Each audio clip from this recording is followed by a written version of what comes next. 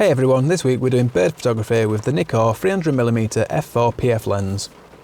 So now that 2023 is well underway, I thought I'd get out and do some bird photography. And I've got with me, like I said, the Nikkor 300mm f4 PF lens. So I've come to a local area. At the moment it's absolutely chucking it down with rain. It's not forecast. It's currently saying that it's sunny with a bit of cloud. Quite clearly not, so hoping that'll pass. And I'm going to get around the lake here, see what birds we can find, get some shots of those. And I have been here before and I did get a shot of a kingfisher. And I've been informed by someone at my local photography group, hi Jeff if you're watching, that the kingfisher has been here recently on 2 occasions. So fingers crossed we might see that. If not, we'll still get some bird shots and we'll talk about the lens.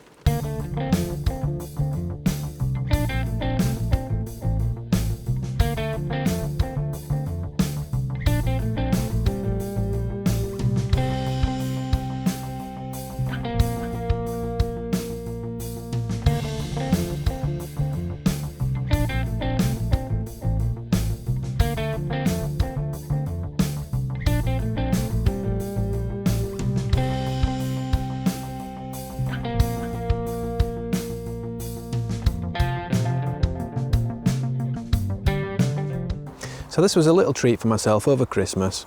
I wanted something that's a bit faster than my Sigma 150 to 600mm lens. Even though that's great, it's got great range, it's not particularly fast and the maximum aperture is something like 4.5 to 5.6 I think. So with this, the 300mm, it's got a maximum aperture of f4, it's really snappy, and as you can see it's very small. So it's actually, if I take the lens mount off, it's actually about the same size as the 24 to 70mm 2.8 lens for f mount. So that's pretty impressive for a lens which has got the range that this does. I'm also going to be using it with the TC-14E II teleconverter. So there is a newer version of this, the Mark III. I've got the Mark II, that's fine, this works perfectly with it. And when I've got this attached, that'll give it a focal range of 420mm. And of course I'm using the Nikon D500, which is a crop sensor, and that gives me an effective focal length of 630mm. So when you consider how small this is, that's a great amount of range. And I've just seen a robin down there, got a shot of that. Nothing spectacular, but it's got me started. It was surrounded by lots of branches, and this lens on the D500 was able to get in, snap onto the bird, focus, and that's brilliant. So let's crack on, see what else we can find.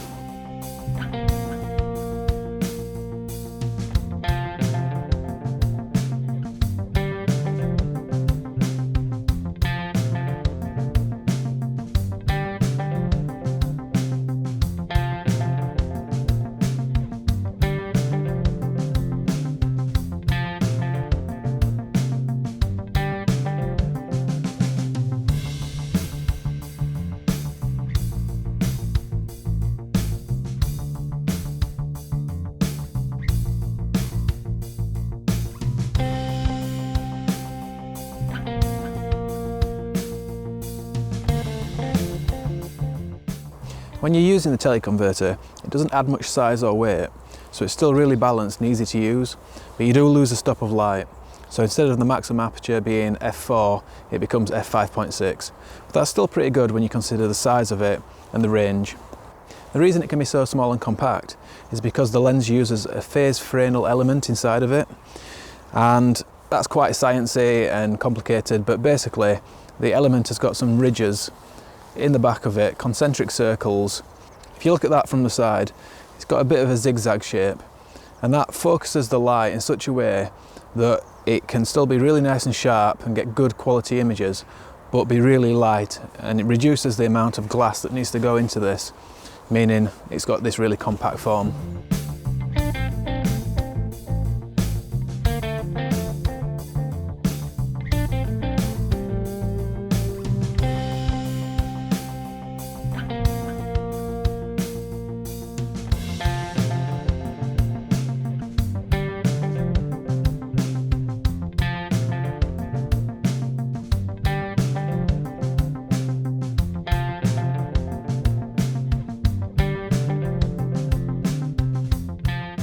On the side of the lens we've got 3 switches. The top one we can use to switch from autofocus to manual. We've also got options there to be able to override the autofocus just by grabbing the ring and giving that a twist. That's located in a really nice position where you can grab that easily and still have good control and balance with the camera. The second switch is the range limiter switch. So I've been using that on full for most of the day today. It's still been pretty quick and snappy, but you can improve that further by switching it from 3 meters to infinity. So that'll only limit the focus range from anywhere from 3 meters up to infinity, but if you've got any kind of subject that's closer than 3 meters, you'll need to remember to switch that back to full. And finally at the bottom we've got the VR switch, so vibration reduction. That'll help you to get a steady shot when using it handheld, and more than likely you are going to be using such a light lens like this handheld. So we can switch that to off, that's obviously no VR. We can go to normal, so that's your typical vibration reduction, what I'm using today. Or we can set that to sport, which is better for birds in flight or any erratic motion. And I think it's optimised for panning left to right as well. So I believe there's a black swan somewhere on the lake. We're going to check that out, try and get a shot of that, and maybe look for the kingfisher as well.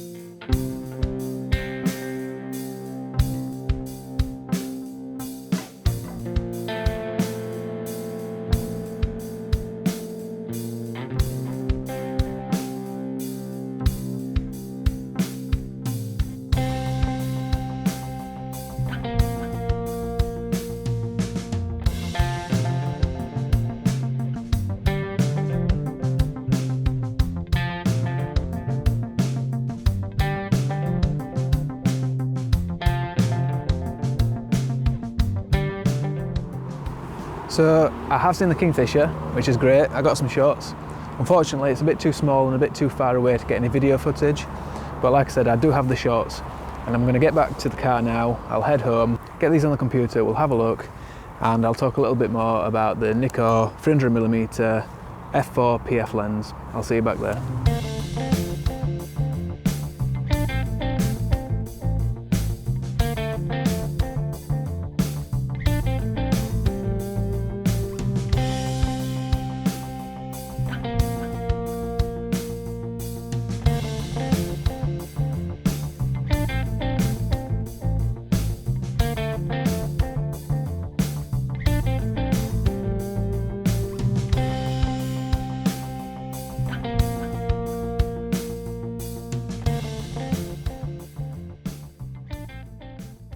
So it was great to get out and use this lens today. As you saw at the end there, we did see the black swan, so that was fantastic.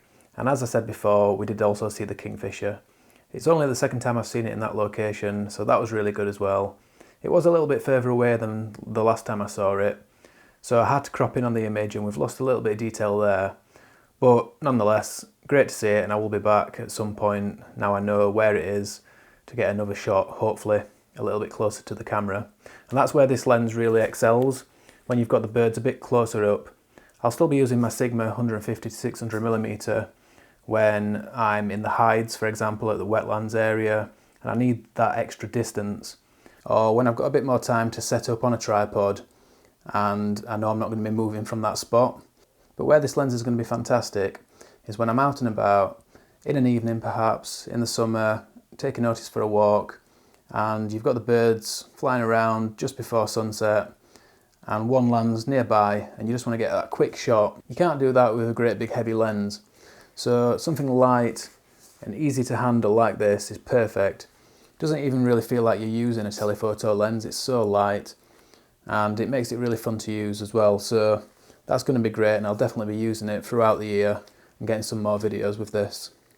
The image quality is fantastic, as you would expect. You don't really need me to tell you that. There are hundreds of reviews out there on the internet that all tell you that this has got great resolution, clarity and sharpness, and that's absolutely true, even wide open. And let's face it, unless you've got a really bright day, you are going to be using this wide open most of the time. It works great with the teleconverter the 1.4, so TC-14E Mark II teleconverter. I believe it also works with the Mark III. I'm not sure about the Mark I. If you do know, perhaps put a comment down below. But you don't really lose any sharpness or focusing speed that I can tell when using that.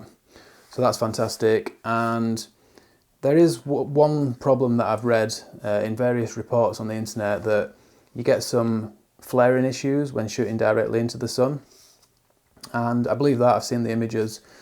The only thing I can say is that I tried to replicate that. I was shooting into the sun on various occasions and I couldn't get those results. So as yet, it's not been a problem for me, but in future videos, if I'm using this lens and I do get that, I'll definitely report that. And also chromatic aberration, no problem with that. Another benefit of the phase Fresnel lens is that it focuses the different wavelengths of light in such a way that they all land on the same focal point, so it's like a mutual cancellation, and that helps reduce chromatic aberration. And certainly in all the images I captured, I had no problem at all with that. So again, brilliant. So not much else to tell you about this lens, other than the construction is really good. It does have a plastic body, but that helps to keep it light, but it still feels really well made. I don't know if it is weather sealed or not. I've read some reports that it is, some that it isn't. All I can say is that I wouldn't be too worried to take this out, at least in light rain. I think it's constructed well enough to cope with that. It takes 77mm filters. There is an optional tripod collar, although I don't really know why you'd want to put this on a tripod. It's so light, you don't really need it. Unless perhaps you want to use it for, I don't know, maybe capturing images of the moon or doing some kind of long exposures. But good to know there is an optional tripod collar if you want one. So there are just a few more images to show you, and I'll put those up on screen now.